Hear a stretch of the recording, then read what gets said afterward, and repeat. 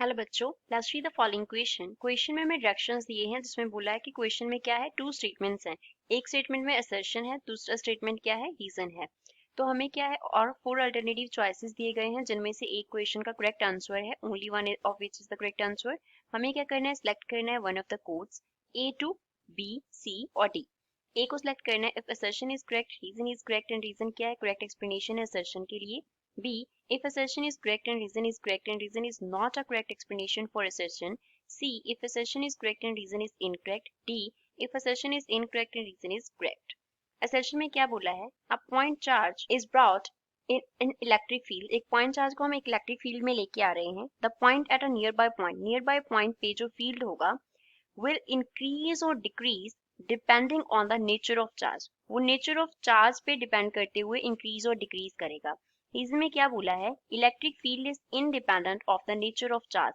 Electric field जो है वो चार्ज के नेचर के क्या होगा, इंडिपेंडेंट होगा। So first of all we will talk about the key concept used in the question. इस क्वेश्चन में क्या की कॉन्सेप्ट हम यूज करेंगे।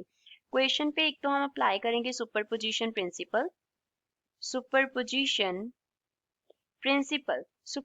प्रिंसिपल की हेल्प से हम क्या करते हैं, एक पॉइंट पे रेस्ट ऑफ द चार्जेस जो प्रेजेंट हैं उनकी वजह से जो इलेक्ट्रिक फील्ड है वो फाइंड आउट करते हैं। सपोज पी पॉइंट पे हमारे पास क्यू जो चार्ज था वो प्रेजेंट था और यहाँ पे क्या था, Q1 चार्ज था। Q1 चार्ज की वजह से P पॉइंट पे इलेक्ट्रिक फील्ड था E1 वेक्टर। अब यहाँ पे हम एक सेकंड चार्ज को लेके आ रहे हैं Q2, तो उसकी वजह से जो इलेक्ट्रिक फील्ड होगा वो कितना होगा, E2 वेक्टर होगा। तो अब जो नेट इलेक्ट्रिक फील्ड होगा, सुपरपोजिशन प्रिंसिपल हमें क्या बताता है कि जो नेट इलेक्ट्रिक फील्ड होगा E वेक्टर वो किसके इक्वल होगा, vector sum of all the electric fields present at point P। E1 vector plus E2 vector, इनका क्या हो जाएगा, वेक्टर सम हो जाएगा।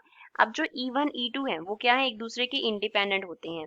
E1 एंड E2 वेक्टर्स जो हैं ये क्या है, एक दूसरे के इंडिपेंडेंट हैं। जितने भी चार्जेस यहाँ पे प्रेजेंट होंगे उन सबका जो फील्ड होगा वो एक दूसरे के ऊपर डिपेंड नहीं करेगा, सबका फील्ड क्या होगा, एक दूसरे से अलग होगा। अब अगर हम यहाँ पे एक थर्ड चार्ज लेके आएंगे Q3, तो Q3 यहाँ पे अपना फील्ड जो है P पॉइंट पे क्रिएट करेगा E3 वेक्टर। तो इस केस में जो नेट इलेक्ट्रिक फील्ड हो जाएगा, नेट न्यू इलेक्ट्रिक फील्ड, जो न्यू हमारे पास इलेक्ट्रिक फील्ड नेट आ रहा है वो कितना होगा, that will be equals to E dash vector. That means वो किसके इक्वल होगा, E1 vector plus E2 vector plus में क्या हो गया, E3 वेक्टर हो गया।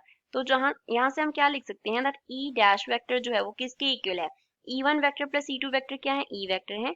E वेक्टर में एक जो फैक्टर है वो क्या हो गया, E3 फैक्टर वो ऐड हो गया। तो इलेक्ट्रिक फील्ड चेंज हो गया। अब इंक्रीज किया या डिक्रीज किया ये कैसे पता चलेगा, इलेक्ट्रिक फील्ड के लिए जो फॉर्मूला होता है वो क्या होता है, इलेक्ट्रिक फील्ड वेक्टर फॉर्म में होता है 1/4πε0 इंटू यहाँ पे क्या होता है, चार्ज अपॉन हमारे पास डिस्टेंस का क्या होता है, स्क्वायर होता है।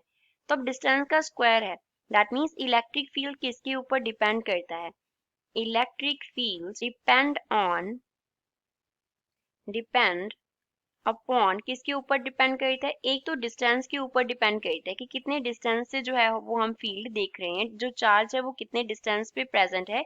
एक तो उस फैक्टर पे इलेक्ट्रिक फील्ड डिपेंड करेगा, दूसरा किस पे डिपेंड करेगा। अब अगर Q पॉजिटिव हुआ तो इलेक्ट्रिक फील्ड पॉजिटिव होगा, Q नेगेटिव हुआ तो इलेक्ट्रिक फील्ड नेगेटिव होगा।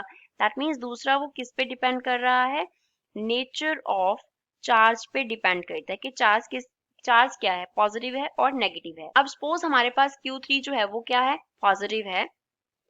Q3 जो है वो क्या कंसिडर कर लिया, पॉजिटिव कंसिडर कर लिया। अगर Q3 पॉजिटिव है तो इस केस में जो E डैश वेक्टर होगा वो क्या होगा, E vector plus E3 vector होगा। दैट मीन्स इलेक्ट्रिक फील्ड इस केस में क्या कर गया, इंक्रीज कर गया, उसमें एक फैक्टर जो है वो ऐड कर गया।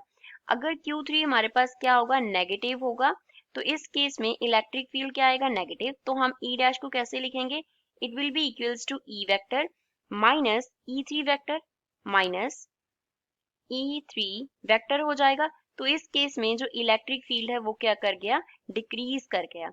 अब Q के पॉजिटिव या नेगेटिव होने का मीन्स क्या है कि नेचर पे इलेक्ट्रिक फील्ड जो है वो डिपेंड कर रहा है। नेचर पे डिपेंड करता है कि इलेक्ट्रिक फील्ड इंक्रीज करेगा और डिक्रीज करेगा for a constant value of distance. अगर r का वैल्यू हम वेरी नहीं करते, उसे कांस्टेंट रखते हैं।